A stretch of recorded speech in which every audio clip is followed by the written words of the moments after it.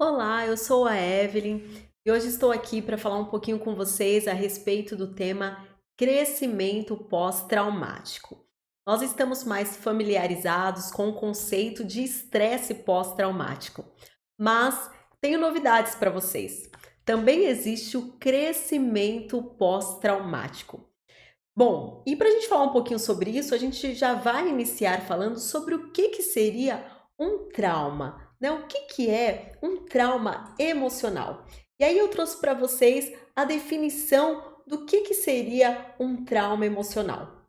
Bom, um trauma emocional é uma ferida que sangra internamente e provoca dor, incômodo. Nós podemos dizer que é um abalo à estrutura emocional. E de fato, né, passar por um trauma, se nós não tratarmos, vai deixar algumas sequelas e muitas vezes, assim, tem pessoas que levam um trauma, arrastam um trauma por longos períodos da vida. E o que desencadeia um trauma? Podemos dizer assim que são eventos que marcam a nossa vida. Por quê? Porque eles trazem prejuízos psicológicos e eles estão normalmente relacionados com aquilo que fere a nossa integridade psicológica. Por exemplo, uma perda significativa por morte, por distanciamento, abusos psicológicos, abusos sexuais, traição, um sequestro, enfim, a violência em si, tudo isso pode ocasionar um trauma, um abalo à nossa estrutura emocional. E passar por estas situações que perturbam o ser humano psicologicamente trazem normalmente algumas consequências, que são o medo patológico, a ansiedade generalizada, a tristeza profunda e também uma insegurança na vida, né? Vou dar um exemplo aqui comum sobre o que seria um estresse pós-traumático. Uma pessoa, quando ela passa por um acidente, que quase perdeu a vida. Infelizmente, às vezes essa pessoa não perdeu sua vida, mas ela perdeu, infelizmente, pessoas ao seu redor, né? Pessoas conhecidas ou enfim, outras pessoas. Os dias seguintes a esse acidente, como será? Ela sobreviveu, graças a Deus por isso, mas ela vai passar por um abalo emocional. Ela vai ter momentos de negação, ela vai ter momentos onde ela não vai conseguir dormir, quando dormir ela vai ter pesadelos, né? Ela vai ter uma aceleração do coração só de lembrar do tal evento. Então isso são sintomas que conotam aí o estresse pós-traumático, né? E muitas vezes precisa realmente de uma intervenção medicamentosa para que possa amenizar aquele estado inicial de choque e a própria angústia.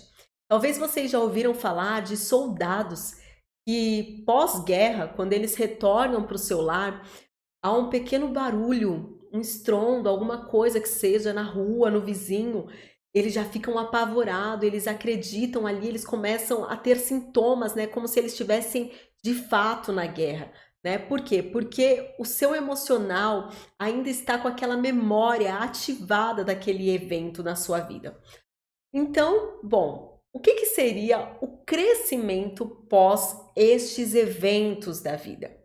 Nós podemos entender, através de alguns estudos que foram aí feitos dentro da psicologia, que sim, gente, passar por situações de dor também podem nos fazer crescer, também podem nos fazer florescer. Estudos neste campo provam que situações traumáticas também criam condições interiores para o crescimento. Bom, isso eu não estou falando somente por acreditar nisso, né? Ou por experiências a respeito disso, mas porque existem aí estudos científicos para nos provar isso. Inclusive, eu vou deixar aqui na descrição falando um pouquinho a respeito deste estudo, né? Alguns sites aí de referência para que vocês tomem conhecimento. Então, provavelmente você já falou isso na sua experiência ou você ouviu alguém dizer isso. Olha só, essa situação que eu passei, apesar de dificultosa, me fez uma pessoa melhor. Já falou isso? Já passou por uma experiência ruim, mas que aquilo de alguma forma te moldou a ser uma pessoa melhor? É claro que, assim, eu não estou aqui romantizando o sofrimento, longe de mim, né? Mas eu quero dizer que sim, é possível crescer, é possível criar um novo olhar à situação e crescer, ter maturidade com isso. E aí me faz até relembrar de uma passagem que está lá em Romanos 8:28, que diz o seguinte: todas as coisas cooperam para o bem daqueles que amam a Deus. E como, né? Será que tudo mesmo? Será que as coisas ruins, que até traumas, aquilo que feriu minha estrutura psicológica, será que é possível que de alguma forma coopere para o meu bem? Bom, esses estudos, as experiências da vida mostram que sim, podem cooperar para nossa maturidade, podem nos cooperar para um repensar sobre a vida, para uma reavaliação no curso da vida. Podemos dizer que é um ensinamento que só a dor consegue nos proporcionar. Então, os estudos que foram feitos nesse segmento mostra pra gente no que mexe na estrutura interior do ser humano um trauma, né? O que faz um trauma, uma situação negativa, levar o ser humano a repensar no seu modo de vida e, a partir disso, levá-lo ao crescimento, ao florescimento. Então, eu gostaria de compartilhar isso com vocês, tá bom? O primeiro aspecto é que passar por estas situações levam muitas pessoas a um crescimento na força pessoal. Elas começam a se ver mais fortes, elas começam sim a se ver mais resistentes. Sabe assim? Olha, se eu passei por isso, eu consigo vencer outra situação. Ou então a gente começa a perceber que coisas que nós julgávamos tão grandes anteriormente, a gente olha e fala, nossa, isso não tem essa grandeza toda, né? Eu agora consigo enxergar isso de outra forma. Então isso traz uma autoconfiança, traz essa força interior, esta força pessoal. Um outro ponto ao crescimento é a valorização da família. Gente, isso a gente escuta muito nas clínicas psicológicas, né? Pessoas que passaram por uma situação traumatizadora, uma situação difícil, ao vencer, ao superar, né, nesse processo de superação, elas conseguem ter um outro olhar para a família, valor ao essencial, valor ao cotidiano, valor aos pequenos prazeres da vida, mas que são assim imensamente significativos. E elas passam a enxergar, a reconhecer isso.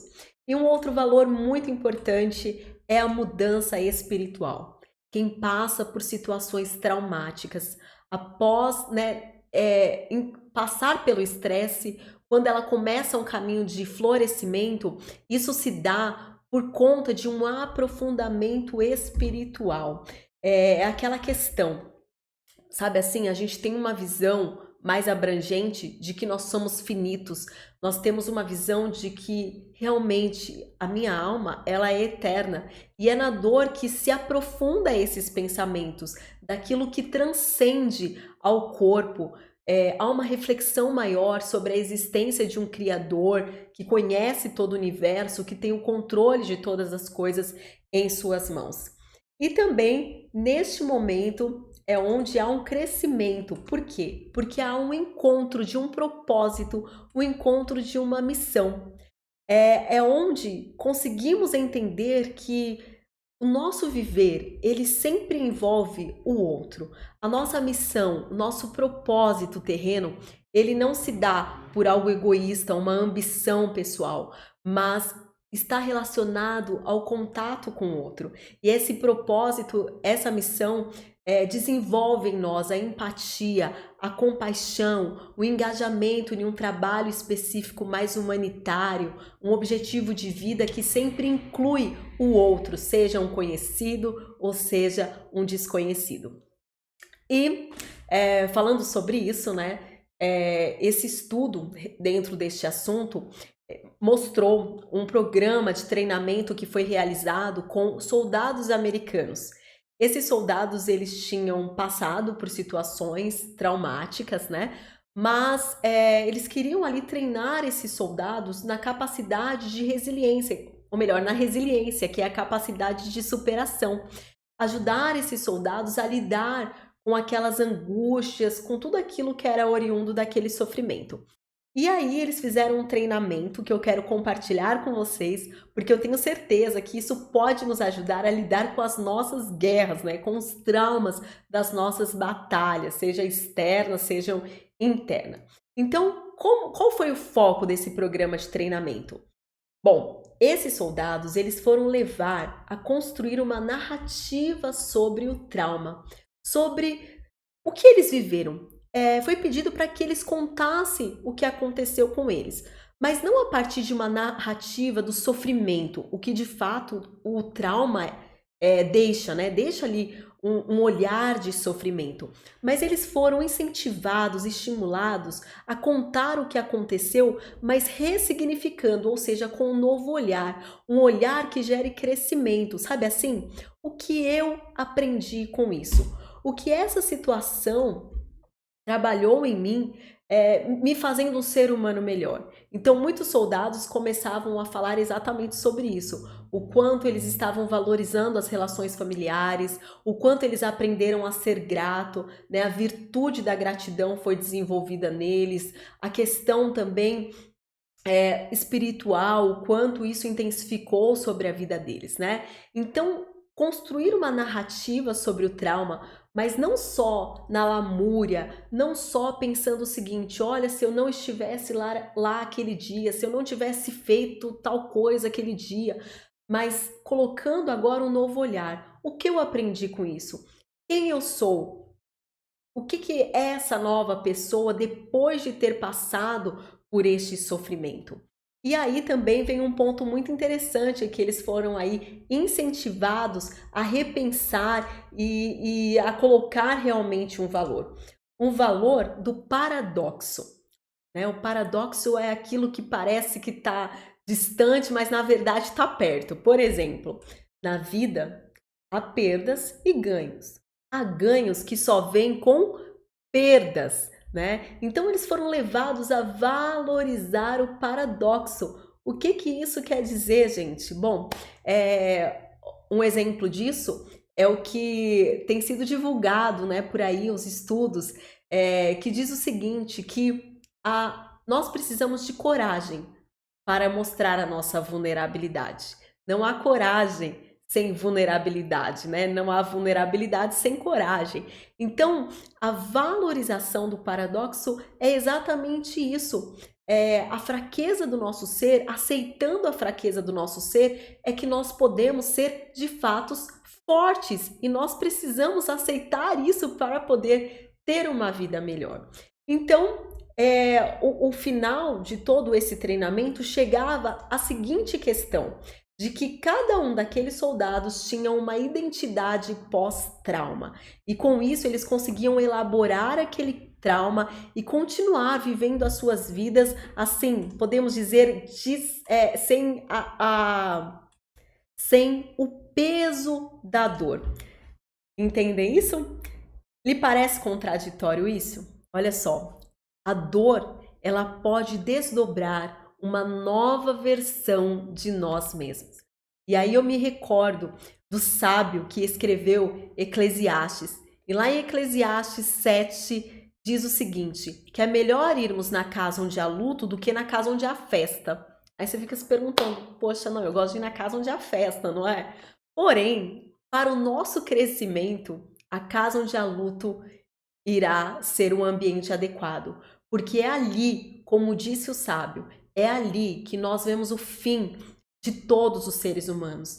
É ali, diante da dor, é ali, diante da nossa finitude, que a gente começa a repensar algumas coisas, que a gente começa a realmente entender que tudo é passageiro, que não adianta eu carregar essa mágoa, que não adianta eu carregar essa ofensa, mas eu preciso liberar perdão, eu preciso perdoar, eu preciso pedir perdão, eu preciso começar a ser uma pessoa mais grata pelo que eu já tenho. E aí o sábio, ele também disse que a tristeza é melhor do que o riso. Você concorda com essa afirmação? Parece que não é o que a gente gosta de ouvir, né? A tristeza é melhor do que o riso? Bom, para o crescimento, sim. Por quê? Porque o rosto triste melhora o nosso coração. Aquele dia triste, aquela situação que te faz o coração amargurar, aquilo te leva a olhar aquela amargura e realmente olhar para o céu, olhar para aquilo que é eterno e sair de uma vida caminhada na superfície. Nos faz repensar no sentido da vida. Isso é crescimento. Eu gostaria de dizer para vocês, finalizando, que nós podemos não ser os causadores dos nossos problemas, mas nós somos os responsáveis para administrar os nossos problemas, ou seja, o que eu faço a partir desta situação?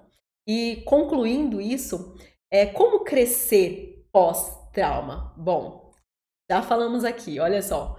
Permita-se sentir a dor. Gente, tentar bloquear as emoções apenas intensificam elas. Então não adianta fingir que não aconteceu. Se eu vou me sentir triste, angustiada, enfim, sinta, reconheça esta emoção. Mas acolha, né, essa emoção, mas também tenha compaixão de si mesmo. Ou seja, se perdoe, sabe? Tenha um olhar para si de amor. Às vezes é mais fácil a gente ter compaixão pelo outro, mas será que a gente pode ter compaixão conosco mesmo? E por fim se abra para o aprendizado, porque a dor, ela é pedagógica. Nietzsche disse isso, né? Ele falou assim, olha, há tanta sabedoria na dor como na alegria, no prazer como na dor. E é isso, gente. Há sabedoria no prazer, mas há sabedoria na dor também. E em outras palavras, o que dizem por aí, e eu faço questão de compartilhar com vocês, é que a dor ela é inevitável, mas o sofrimento é opcional. A gente sabe que a dor ela é útil porque ela nos ajuda a enfrentar as novas realidades, a sermos inclusive mais fortes, né? Contudo, gente, o sofrimento ele não é um caminho mais adequado. Por quê? Porque o sofrimento ele paralisa, ele nos inclui num ciclo de vitimismo. Então, é importante a gente se desprender da dor, do trauma, das nossas emoções para continuar. E eu pergunto para você, diante da sua dor, o que você tem se permitido aprender? Se você focar somente no sofrimento, a dor, ela vai ser catalisadora da sua força e isso vai te esmorecer. Mas se você se permitir se abrir a essa experiência sobre a existência, com certeza as portas do crescimento se abrirão para você.